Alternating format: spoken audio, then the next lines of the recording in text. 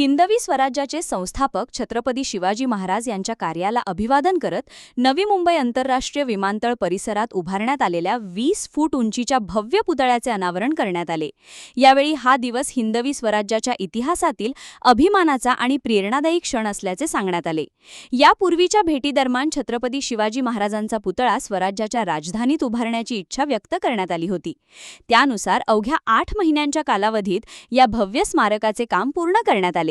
देश-विदेशातून येणाऱ्या लाखो प्रवाशांना छत्रपती शिवाजी महाराजांच्या पराक्रम, दूरदृष्टी आणि राष्ट्रनिर्मितीच्या विचारांची प्रेरणा या स्मारकातून मिळेल असा विश्वास यावेळी व्यक्त करण्यात आला। दरम्यान नवी मुंबई आंतरराष्ट्रीय विमानतळाला लोकनेते दिवंगत दी.बा. पाटील यांचे नाव देण्याचा आग्रह कायम असल्याचेही स्पष्ट करण्यात आले। राज्य सरकारने नामकरणासंदर्भातील आवश्यक प्रक्रिया पूर्ण केली असून केंद्र सरकारकडे याबाबत सातत्याने पाठपुरावा सुरू असल्याची माहिती देण्यात आली। विमानतळाच्या नामकरणासाठी पुढील काळातही सर्वतोपरी प्रयत्न सुरू राहतील असे सांगण्यात आले। छत्रपती शिवाजी महाराजांचा भव्य पुतळा आणि विमानतळ नामकरणाचा मुद्दा यामुळे नवी मुंबईच्या विकासासोबतच महाराष्ट्राच्या अस्मितेलाही नवी ओळख मिळणार असल्याची भावना यावेळी व्यक्त करण्यात आली। भक्तांना शिवराज्याभिषेक सोहळ्याच्या मी खूप खूप शुभेच्छा देतो। आजचा दिवस हा स्वराज्याला छत्रपती मिळाले तो दिवस आहे आणि ज्या दिवशी संपूर्ण जगाने हिंदवी स्वराज्य मान्य केलं तो आजचा दिवस आहे। आणि मला अतिशय आनंद आहे की अशा या पवित्र दिवशी छत्रपती शिवरायांचा 20 फुटी ब्रॉन्झचा पुतळा त्याचं अनावरण नवी मुंबईच्या विमानतळावर झालेला आहे।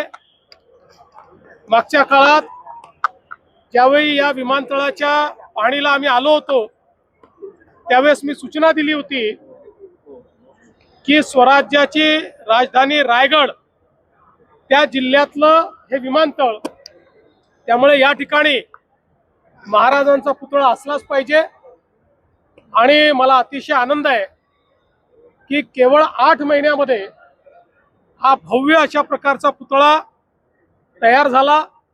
आज आम्ही त्याचं अनावरण केलं आहे आणि मला विश्वास आहे या आंतरराष्ट्रीय विमानतळावर येणारा आणि जाणारा प्रत्येक प्रवासी हा महाराजांच्या या प्रतिमेतून, महाराजांच्या पुतळ्यातून, महाराजांच्या स्मारकातून त्या ठिकाणी ऊर्जा प्राप्त करेल। आणि म्हणून मी या ठिकाणी हे जे अडानी एअरपोर्ट्स लिमिटेड आहे त्यांचंही मनापासून अभिनंदन करतो, सिडकोचं मनापासून अभिनंदन करतो आणि पुन्हा एकदा छत्रपती शिवरायांच्या चरणी नतमस्तक होतो। विमानतळाला लोकनेते दी.बा. पाटील यांचंच नाव दिलं गेलं पाहिजे हा आमचा आग्रह आहे। त्या संदर्भात आम्ही कारवाई पूर्ण केली आहे। केंद्र सरकारकडे पाठपुरावा चालू आहे। आम्ही तो पाठपुरावा करून नक्की हे नामकरण करून घेऊ। क्या हुआ बहू? माँ, पाइल्स की बहुत तकलीफ हो रही है। तो तुम गुदरोग सर्जन के पास क्यों नहीं गई? देखो, जैसे हार्ट के लिए हार्ट स्पेशलिस्ट, ब्रेन के लिए ब्रेन स्पेशलिस्ट, तो पाइल्स के लिए पाइल स्पेशलिस्ट क्यों नहीं? स्त्री हो या पुरुष, टॉयलेट में तकलीफ केवल पाइल्स ही नहीं और भी कई प्रकार के गुदरोग तथा कैंसर भी हो सकता है। इसीलिए इसकी प्रत्यक्ष जांच जरूरी है। ठीक है माँ, पर जांच के लिए हम जाएंगे कहाँ? वही काले आयुर्वेदिक पाइल्स हॉस्पिटल में। लेकिन माँ, प्रेगनेंसी में पाइल्स की दवाइयाँ? प्रेगनेंसी में आयुर्वेदिक दवाइयाँ सुरक्षित होती है।